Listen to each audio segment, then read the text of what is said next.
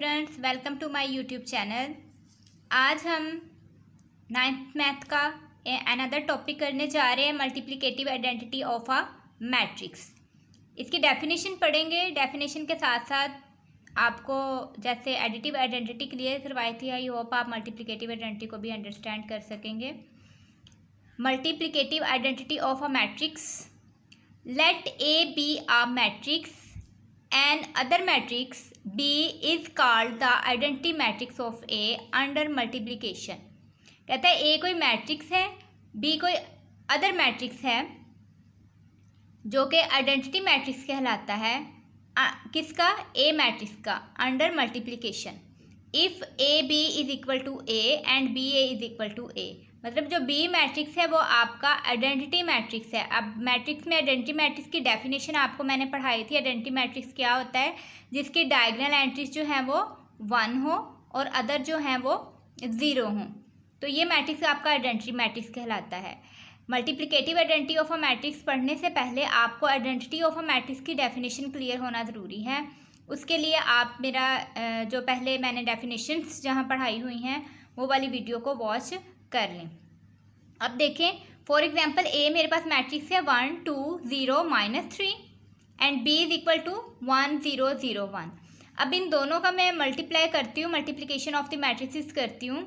इन दोनों को मल्टीप्लाई करने से मेरे पास दोबारा ए मैट्रिक्स ही आएगा।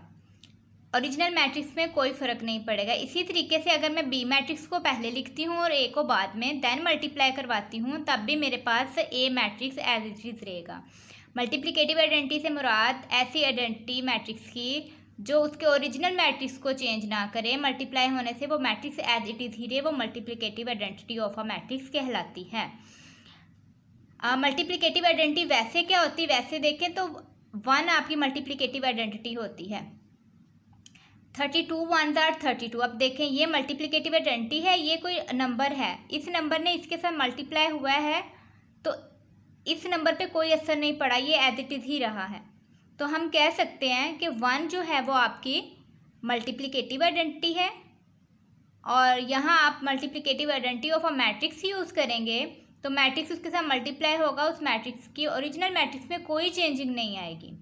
तो ऐसा मैट्रिक्स जो दूसरे मैट्रिक्स के साथ मल्टीप्लाई होने थे वो मैट्रिक्स जो है एज इट इज़ रहे, उसमें कोई चेंजिंग ना आए, वो मैट्रिक्स आपका आइडेंटिटी ऑफ अ मैट्रिक्स कहलाता है।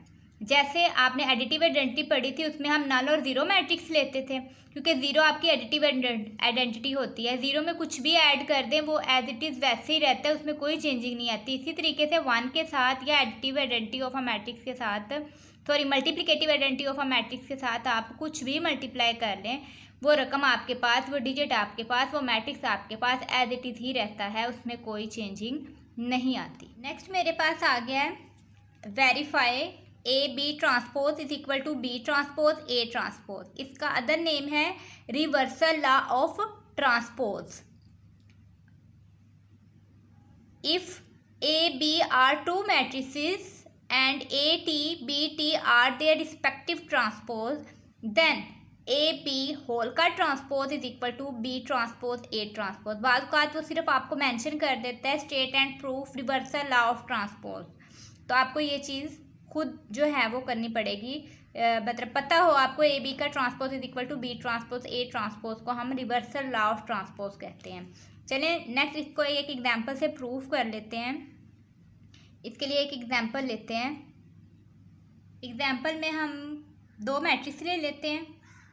ए इज इक्वल टू 2 1 0 -1, और एक मैट्रिक्स ले लेते हैं बी इज इक्वल टू 1 3 -2 0। ये 2 मैट्रिक्स मैंने ले लिए हैं। अब मेरे पास लेफ्ट हैंड साइड क्या है? ए बी का ट्रांसपोज, तो इसको पहले सॉल्व कर लेते हैं। लेफ्ट हैंड साइड को, left hand side is equal to A B का ट्रांसपोज। तो ए बी के ट्रांसपोज से पहले इन दोनों का प्रोडक्ट लेना ज़रूरी है, तो ले लें इसका product. A B is equal to, पहले ए मैट्रिक्स लिखें 2 1 0 -1, फिर बी मैट्रिक्स लिख लें साथ 1 3 -2 एंड 0। मल्टीप्लाई कैसे करते हैं पहले भी आपको बता चुकी हूँ। First row first column, then first row second column. तो पहले फर्स्ट रो फर्स्ट कॉलम ले लेते हैं। 2 1 2, 1 -2, तो ये माइनस का 2 आ गया। फिर 2 3 6 प्लस 1 × 0, तो ये हमारे पास 0 आ गया। फिर 0 × 1, अब सेकंड रो फर्स्ट कॉलम, फिर second row second column. Second row first column 0 1 multiply, मतलब 0 1 के साथ मल्टीप्लाई हुआ तो इसने इसको 0 कर दिया। -1 -1, माइनस माइनस रक में प्लस होगी, लेकिन 2 1 2 आ गया। Next second row second column 0 × 3 0, -1 × 0, तो ये भी आपके पास क्या आ गया 0। दरमियान में निशान आता है पॉजिटिव का, प्लस का। तो ये आपके पास आ गया A B is equal to this. अब इसका ट्रांसपोज ले लें, ए बी का ट्रांसपोज इज इक्वल टू 2 -2 0, इधर 6 आ गया।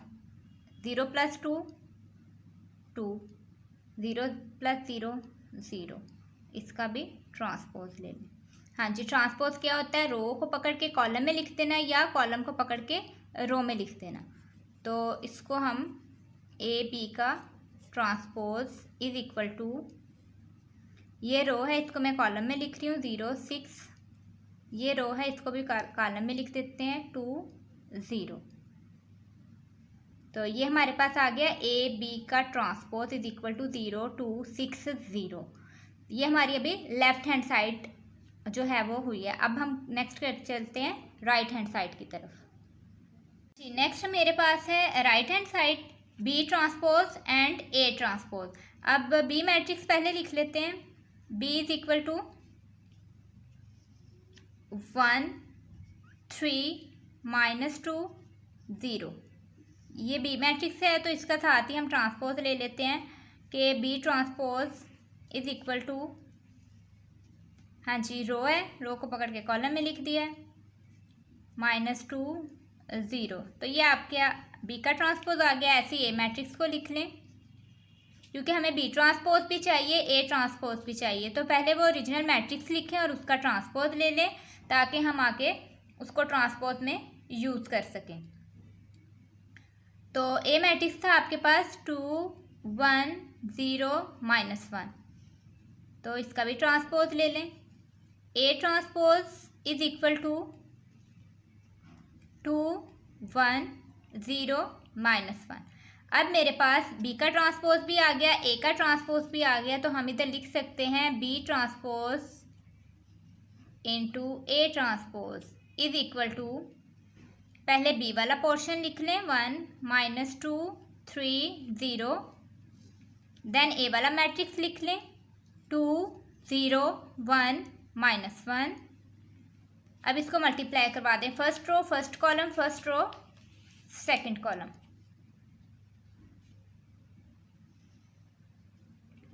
1 × 2, तो ये आपके पास 2 ही आ गया। नेक्स्ट आ गया -2, फिर 1 × 0 0, minus minus plus 2 1 2,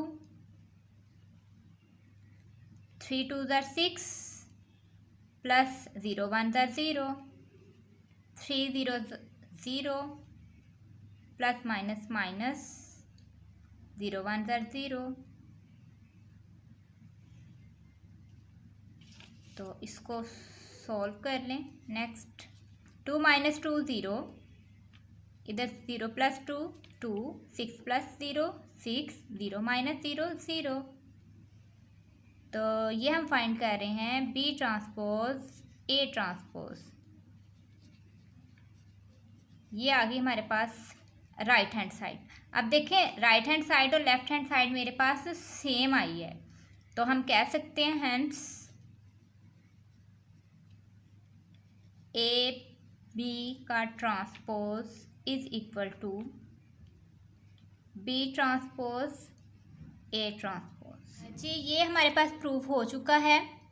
reversal of transpose या ए बी का transpose is equal to B transpose A transpose.